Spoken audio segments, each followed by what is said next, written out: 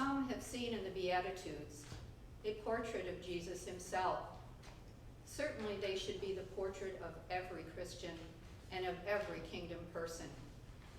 They are the charter people everywhere, and not just Christians, who are called to follow. They go far beyond what is demanded in the Ten Commandments. The commandments are not so difficult to follow. Several are expressed in the negative and can be observed by doing nothing. There is no way, however, that people can say they observe any beatitude to the fullest. They always call us to a fuller and higher level. Good morning, and welcome to worship at Ocean View Presbyterian Church. After our service today, starting at 10:30, we welcome the Reverend Dr. Tracy Keenan, missional presbyter of Newcastle Presbytery, who will present an overview of the Matthew 25 initiatives and the activities within our presbytery relating to the program. Zoom information can be found in the bulletin and on our church calendar. We hope that you will join us in the various worship opportunities available virtually. Our Sunday services are not only live streamed, but also available on YouTube for your viewing at your leisure. Our weekly meditation is available each Wednesday evening and is also available on our website. And we join each Tuesday at 6 o'clock for time of prayer. Details can be found on our church calendar. During worship on October 4th, we will be celebrating communion. For those not in attendance, consecrated elements will be available for curbside pickup or delivery. Please contact the church office if you would like to participate in one of these options.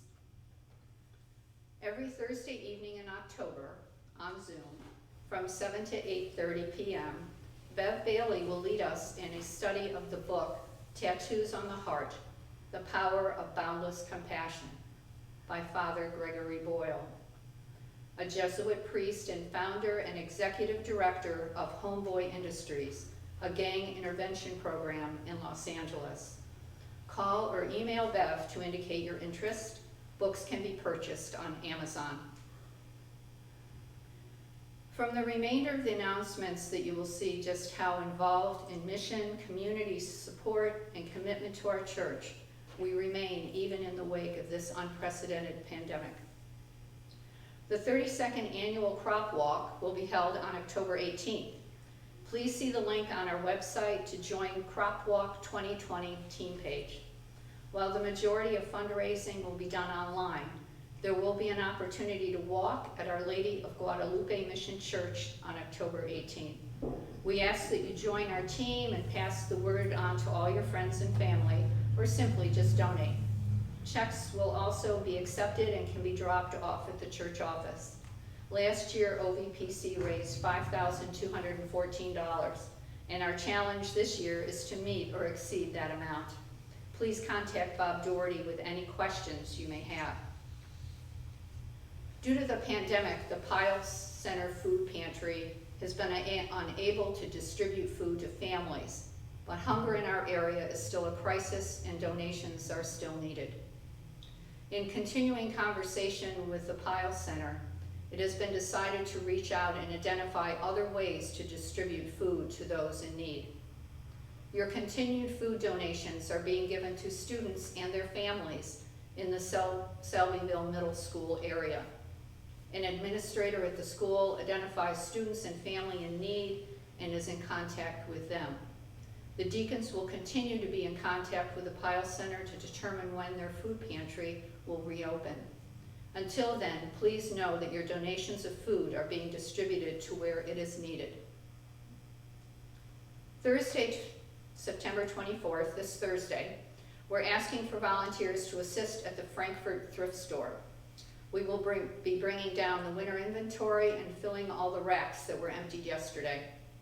The thrift store is a great gift to the community and is the main source of income for Frankfurt Presbyterian Church. Work will begin at 9 a.m. and any time you can spare would be greatly appreciated. Our September mission, the Home Repair Division of MHDC, is one that is close to the hearts of this congregation and we ask that you donate generously. New projects are being evaluated for our crew to work on. The commitment of this congregation to OVPC through continued contributions has been just amazing. Session and all church leadership is so very thankful to you all and praise God for these blessings when so many other churches are suffering such hardship as a result of these still uncertain times. Please keep all those on our prayer list close to your hearts and in your prayers. And if you are in need of someone to talk to or pray with, please contact Pastor Terry, a deacon, a member of Session, or the Stephen ministers. I will now present the minute from Session. The session of OVPC met on Monday, September 14th via Zoom. Reverend Terry Doherty, moderator, opened with prayer and devotions at 6:00 p.m. Orders of the day. We welcome Scott Dewar, financial advisor, to our meeting. Scott reviewed the OVPC combined account portfolio year-to-date in detail and answered questions. The Finance Committee joined us for this part of the meeting. No changes were authorized. Session thanks Scott for his management of our investments and his commitment to transparent communication with OVPC. We welcome the Mission Committee co-chairs, Bev Bailey and Dale Smith, to our meeting. Dale reviewed the Mission Committee's report to Session, highlighting accomplishments. The Mission Committee is excited to present the PCUSA Matthew 25 initiative. It starts on October 20th and will run for 5 weeks during the Christian Education Hour at 10:30 via Zoom. More details in today's bulletin. Session appreciates all the work the Mission Committee has done in working to identify new mission opportunities for OVPC. Motion passed to approve the minutes of the August 10th session meeting. Motion passed to approve the August 2020 finance reports. Pastor Terry's report was received. A motion passed for Pastor Terry to attend continuing education, Sojourners Retreat, at the PCUSA Stony Point Retreat Conference Center in Stony Point, New York, from September 27th after the worship service to October 2nd, 2020. The monthly committee reports were received. The Finance Committee update. We continue to limit our expenses. All committee allocations and requests are frozen. The Finance Committee continues to review the bills to be paid. And again, kudos and thank you to OVPC members and friends for your continued financial commitment during this pandemic. The Church Nominating Committee update from Mike Reed, Chair. The committee is making progress and continues to fill the 2021 slate. Please prayerfully consider if asked to serve. Communication and Technology, their SEG group, motion approved to offer a worship time of self-guided meditation and prayers in the sanctuary on Thursday evenings from 6 to 6:30, starting in October. All worship protocols will be followed. Information will be sent to members and friends. Return to public worship. Session has developed a plan and schedule to resume public worship. A letter and an email blast were delivered to all members and friends in August. Phase 1 is complete and Phase 2 is currently in process. Phase 3 will be implemented on October 18th, 2020, which moves public worship from the sanctuary to Memorial Hall. Communion will be celebrated on October 4th, Worldwide Communion. Please note that OVPC facilities are still not open to OVPC or outside groups except for worship. Session appreciates all the efforts from members and friends in keeping our facilities and campus sound and all that's involved in preparing for public worship. Thank you. Session urges all committee chairs to get their session reports to the office by the Wednesday before the next session meeting. October 12th is the session meeting. Reports are due October 7th. The meeting was adjourned and closed with prayer at 9:40 p.m. Respectfully submitted.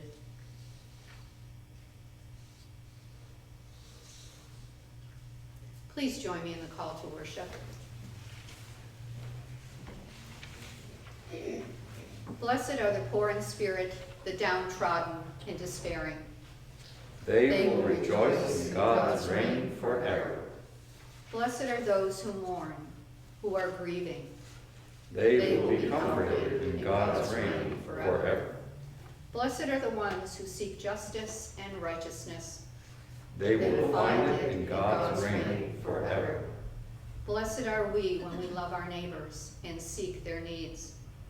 We will live in God's reign forever. Blessed are we all when we seek to serve others in God's name. Let us worship together, serving one another and serving the mighty God. Amen.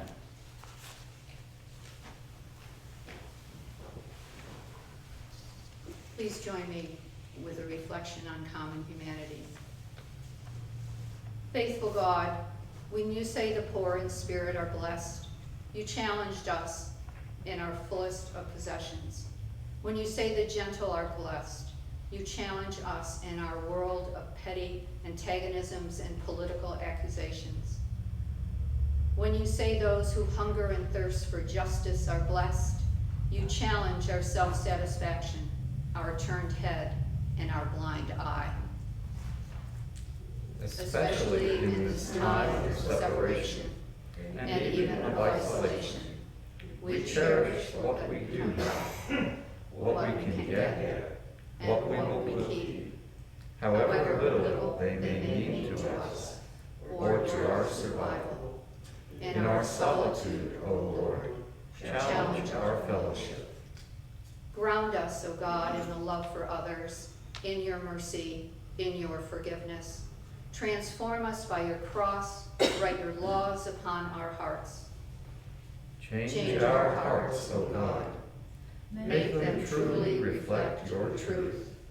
Let them be clean, forthright, generous, wise, patient, and peaceful. Make them your own. Make us your own. Ground us in blessedness, and so make of us a blessing. Jesus said, "Blessed are the peacemakers, for they shall be called children of God." In Jesus Christ, we are forgiven. Thanks be to God.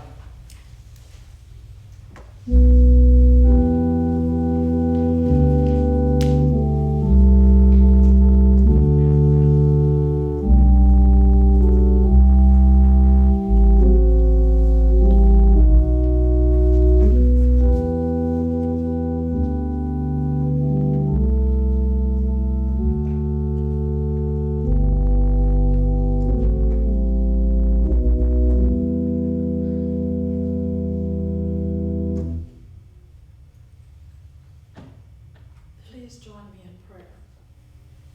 God of light, may the brightness shine through the scriptures today and shine in us as we listen. May your Spirit speak to us and teach us to be citizens of your realm that is coming into being among us. Prepare us to come with joy to the kingdom you have prepared. Through our Lord Jesus. Amen. In our Old Testament passage today, the Lord has not forsaken his people Israel, no matter how difficult things are. He is still right there with them, as he is for us today. Isaiah 49, verses 13 through 18. Sing for joy, O heavens, and exult, O earth. Break forth, O mountains, into singing. For the Lord has comforted his people and will have compassion on his suffering ones. But Zion said, "The Lord has forsaken me. My Lord has forgotten me." Can a woman forget her nursing child, or show no compassion for the child in her womb? Even these may forget, yet I will not forget you. See, I have inscribed you on the palms of my hands. Your walls are continually before me. Your builders outdo your destroyers, and those who laid you waste go away from you. Lift up your eyes all around and see. They all gather, they come to you. As I live, says the Lord, you shall put all of them on like an ornament, and like a bride, you shall bind them on.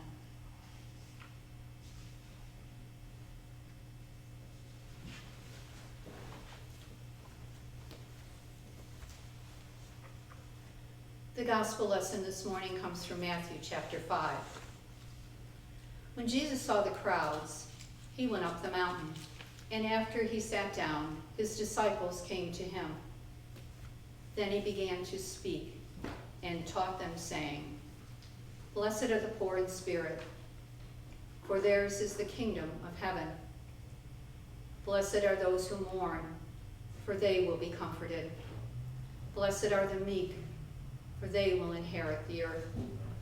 Blessed are those who hunger and thirst for righteousness, for they will be filled. Blessed are the merciful, for they will receive mercy. Blessed are the pure in heart, for they will see God. Blessed are the peacemakers, for they will be called children of God. Blessed are those who are persecuted for righteousness' sake, for theirs is the kingdom of heaven. Blessed are you when people revile you and persecute you and utter all kinds of evil against you falsely on my account. Rejoice and be glad, for your reward is great in heaven. For in the same way they persecuted the prophets who were before you. You are the salt of the earth. But if salt has lost its taste, how can its saltiness be restored? It is no longer good for anything, but is thrown out and trampled underfoot. You are the light of the world. A city built on a hill cannot be hid. The word of the Lord. Thanks be to God.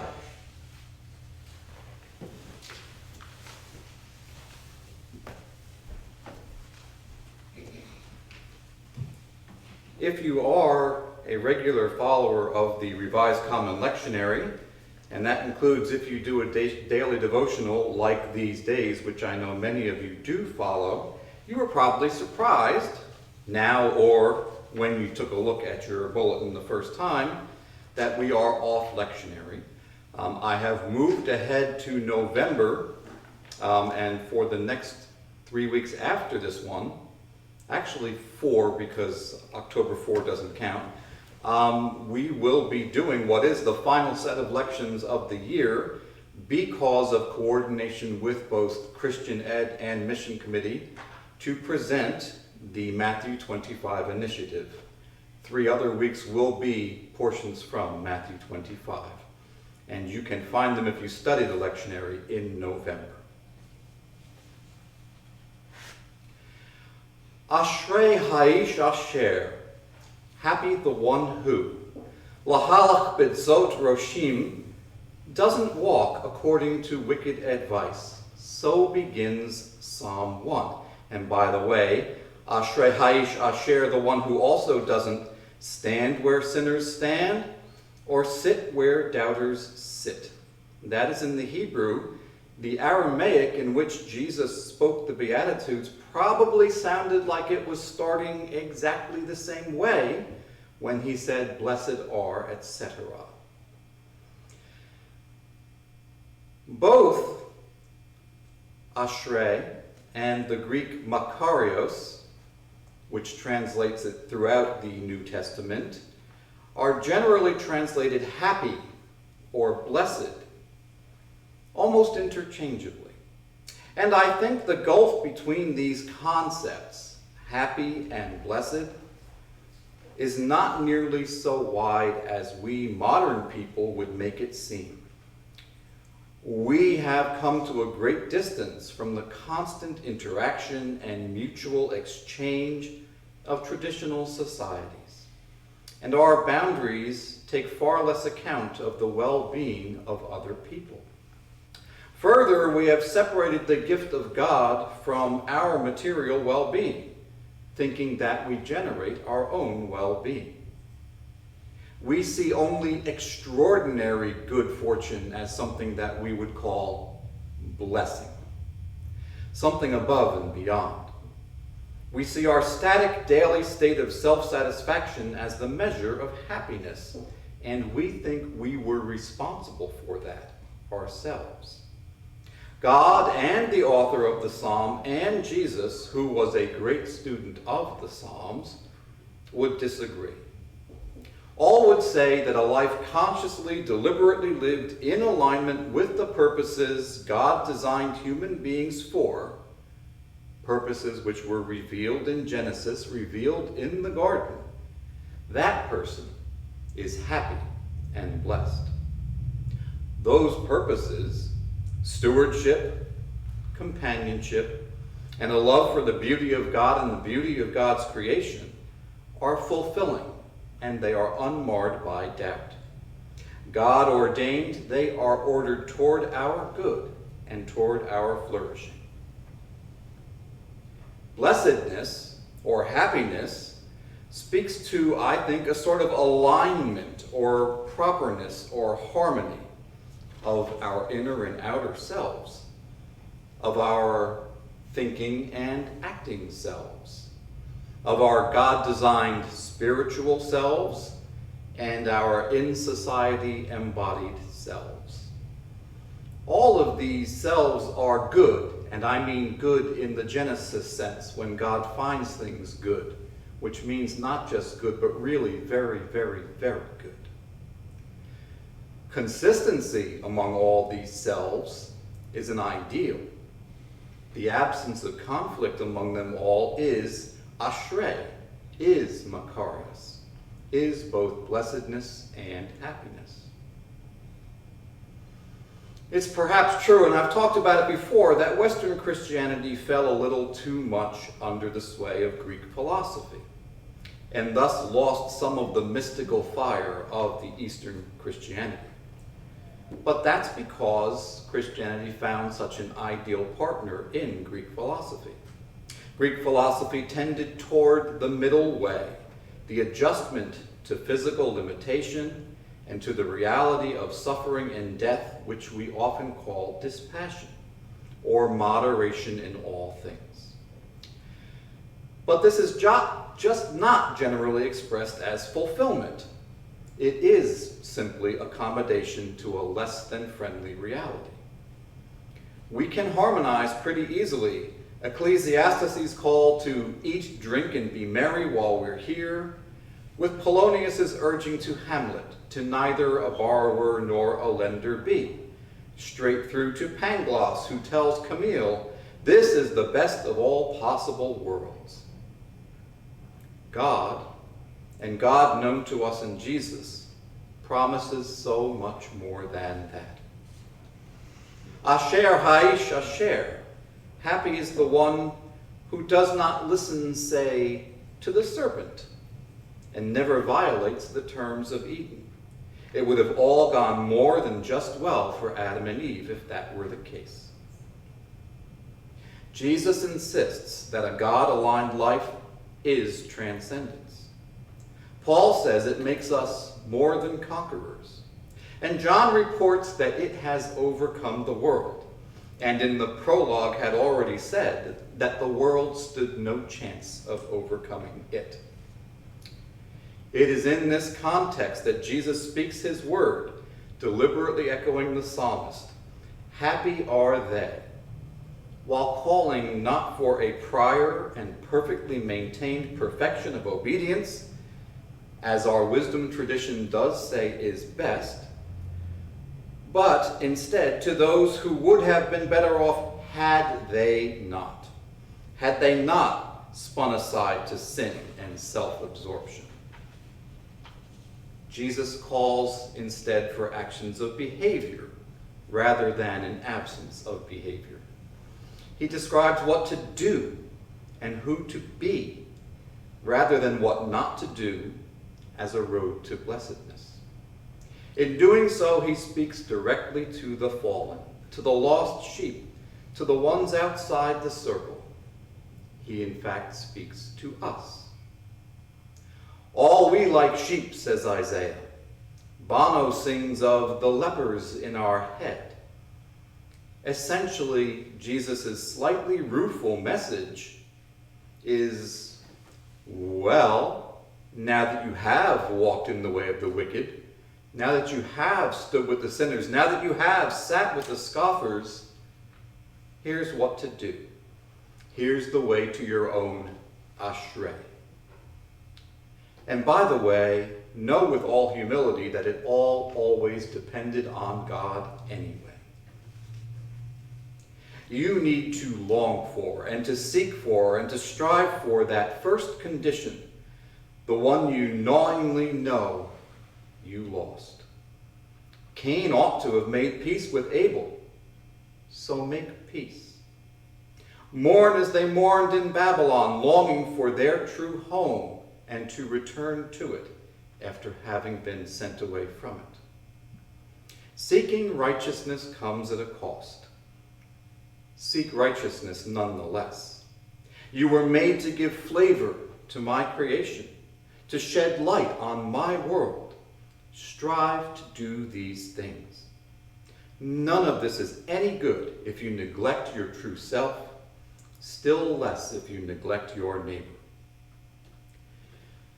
John Calvin, in his Geneva Notes on Matthew 5, the 8th verse, wrote, "Fitly is this word pure joined with the heart. For as a bright and shining resemblance or image may be seen plainly in a clean and pure looking glass, even so does the face, as it were, of the everlasting God shine forth and clearly appear in a pure heart. Therefore long for and strive for a face alive with the light of God, like Moses descending from the mountain." Yet, as Richard Ward observed, we have strategies for keeping the Sermon on the Mount safely ensconced as an artifact in a distant corner of our history. We examine how this text might have been put together back then. It should shape our life as a believing community right here and right now. The Sermon on the Mount is not even just for now. It is necessary for our transformed future, in which the reign and justice of God are revealed. The way things are, the way they really have been, and the way they really are meant to be and will be, do not lack for witness or witnesses in our current times. God has not approved and God has not blessed the exploitation of the poor for the sake of wealth, power, and privilege. And so reordering and restitution are needed. For the next few weeks, we're going to have our own set of witnesses from our Christian Ed and Mission Committee, and they will share what that looks like through the lens of the PCUSA's Matthew 25 initiative. Today, we are privileged to have our own missional presbyter, Reverend Dr. Tracy Keenan, to present on Newcastle Presbytery's journey with the Matthew 25 initiative. My own hope is that hearing her witness, and I do hope you will join us, and that of your friends in OVPC in the coming weeks, you will discover the deeper meaning of ashrei, of makarios, of happiness and of blessedness. May it be so. Amen. Amen. Please stand as you are able and join me in our affirmation of faith. This is from the Heidelberg Catechism, questions 27 and 28. Providence is the almighty and ever-present power of God, by which God upholds, as by God's hand, heaven and earth and all creatures, and so rules them that, leaf and blade, rain and drought, fruitful and lean years, food and drink, health and sickness, prosperity and poverty, all things in fact, come to us not by chance, but from God's hand. Therefore, we can be patient when things go against us, thankful when things go well, And for the future, we can have good confidence in our faithful God, that nothing will separate us from God's love. Amen. And please remain standing. I think in all the weeks, I hope, of this presentation, we are going to do this brief Matthew 25 litany. Your response is a short and simple one. For the hungry, he is the bread breaker. For the imprisoned, he is the freedom giver. For the lonely, he is the companion maker. Who? Jesus Christ. For the thirsty, he is the wine pourer. For the forgotten, he is the caller by name. For the unloved, he is the love maker. Who? Jesus Christ. For the excluded, he is the table setter. For the sinner, he is the grace giver. For the silenced, he is the word maker. Who? Jesus Christ. Jesus Christ indeed. Please be seated. And we will come to our time of concerns and joys. I remind you that because today we have Christian Ed, if it is urgent, please do feel free to reach out to me and I will answer my phone and step away from the Christian Ed presentation. But I will also remain in the office after that presentation to hear you if you need to speak to me. Let us now turn to our time of prayer. Faithful God, we have struggled for some time with happiness and with a sense of blessedness, as so many things have been going on in our society. The pandemic leaves us confused and awash, beached on a shore that we do not call our own and uncertain how to leave it or where to go. In this election season upcoming, remind us powerfully, O God, that a Christian exercises restraint and kindness. Help us to be merciful and understanding toward each other, even in our disagreement. Help us to be merciful and understanding, kind and patient in the dispatch of our public duty. Help us to respect your will for this our world, and to be obedient to that will above all wills. Teach us your way, O God, and teach us daily how to keep it. Strengthen our faltering feet, guide our erring hands. Help our confused and contrite hearts to know you, love you, and know you and love you through our neighbor, and to project and give your love to our neighbor in all of life's passes. Console us as well for all these confused feelings we have mentioned. Console us as we go through natural disaster of fire, of water and wave. Console us as we go through the difficulty of not seeing family and friends, of losing loved ones and not being able to say goodbye,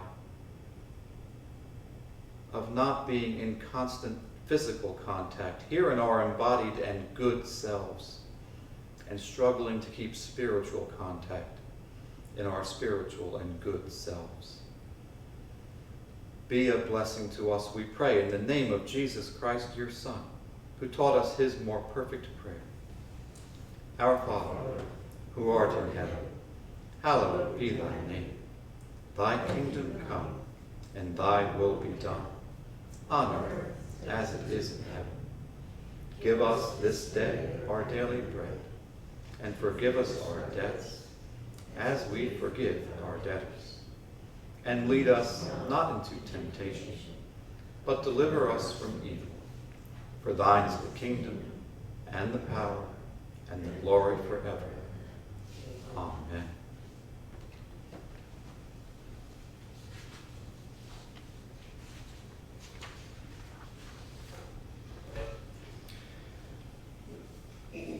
Friends, Jesus said this, I tell you the truth.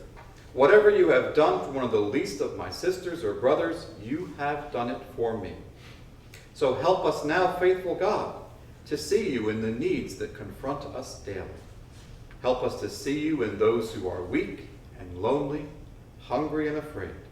And as we offer ourselves to those who need love, may we know that we are touching you. Amen. I will call for the offering.